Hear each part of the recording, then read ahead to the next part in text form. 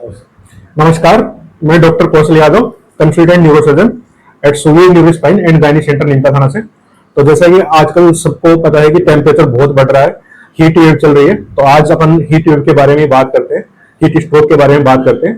तो heat stroke क्या होता है, क्या लक्षण आते हैं।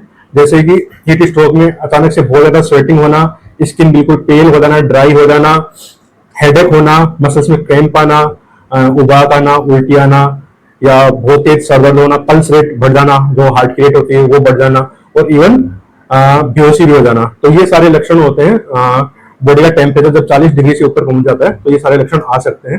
तो इससे बचने के लिए अपने को क्या क्या सावधानियां बरतनी है वो मैं बताता हूँ।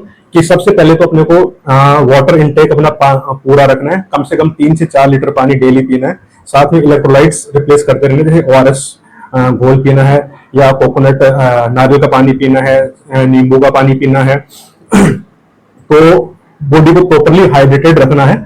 दूसरी चीज क्या करना है कि जो अपनी डेली एक्टिविटीज हैं डे बाय डे की, उसको लिमिट करना है। वो आप बाहर जाने का कार्यक्रम हो, जो भी काम अपने बाहर के, वो या तो सुबह के आवर्स में करो या शाम के आवर्स में करो। और जो भी पीक मतलब जब टेम्परेचर बहुत ज्यादा होता है उस टाइम आप बाहर निकलना अवॉइड करो, घर में ही रहे।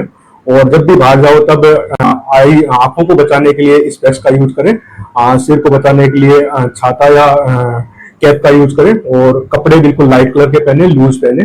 तीसरा क्या रहता है कि जब भी आप घर में हैं, जब पीक आवर्स है टेम्परेचर के, दोपहर के समय पूरे घर के दरवाजे विंडो बंद करके रखें, कर्टेन्स लगा के रखें, जिससे कि डायरेक्ट सनलाइट अंदर ना आए। और सुबह और शाम के टाइम विंडो खोल के रखें, जिससे एयर का ठंडी हवा का सर्कुलेशन घर में बना रहे।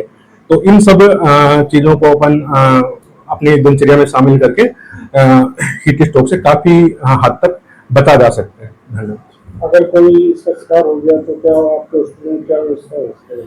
देखिए, अगर इससे रिलेटेड, हीट स्ट्रोक से रिलेटेड कोई भी समस्या है किसी भी पेशेंट को, इसके लिए हमारे centre Suvi neuro spine and gynae centre पे सारी सुविधाएं उपलब्ध हैं। यहाँ पे न्यूरो और स्पाइन और साथ में वुमेन हेल्थ के लिए सारी सुविधाएं उपलब्ध हैं। तो पेशेंट को अगर इनमें से कोई भी लक्षण आता है और ऐसा लगता है तो यहाँ पे आके पूरी सुविधाओं का लाभ ले सकते हैं। यहाँ पे पूरा उनका डायग्नोसिस बनाया जाता है, सारा जांच का अपना लेबोरेटरी है और प्रॉपर मेडिसिन है, और पूरे डे केयर के साथ सारी सुविधाएं उपलब्ध है। गर्मी में बच्चों को क्या विशेष सावधानी रखनी चाहिए? जी हाँ, जैसा ही मैंने अभी आपको बताया कि ये सारी चीजें मतलब उसमें ज्यादा रिस्क में जो है हीट स्ट्रोक में, अभी बच्चे हैं या ओल्ड एज हैं या प्रेग्नेंट वुमेन्स हैं, ये 3 जो कैटेगरीज है, इनमें ज्यादा रिस्क है हीट स्ट्रोक का। तो बच्चों को और बड़ों को और प्रेग्नेंट वुमेन्स को बिल्कुल भी अवॉइड करना है अभी सुबह और शाम के अलावा घर से बाहर निकलना, उनको बिल्कुल भी बाहर निकलना नहीं चाहिए। मैं डॉक्टर नैना यादव, आपकी obstetrician and gynaecologist Suvi neuro spine and gynae centre से। जैसे कि हमें पता है अभी बहुत ज्यादा गर्मी हो रही है, नॉर्मल लोगों के लिए भी गर्मी बहुत परेशान कर रही है। इसमें यदि आपको प्रेगनेंसी है तो ये रिस्क और ज्यादा बढ़ जाता है। नॉर्मली भी हम प्रेग्नेंट लेडीज को बोलते हैं कि हाइड्रेशन का ध्यान रखो। इस समय में आपको किसी भी हालत में दोपहर 11 बजे से 4 बजे तक बाहर नहीं निकलना है। कोई इमरजेंसी है, आप निकल रहे हैं, तो अपने साथ एक पानी की बोतल जरूर लेकर के निकलें। साथ में अपने फेस को कवर करके निकलें, और घर से निकलने से पहले और घर पहुंचने के बाद तुरंत 1 गिलास पानी जरूर पिएं।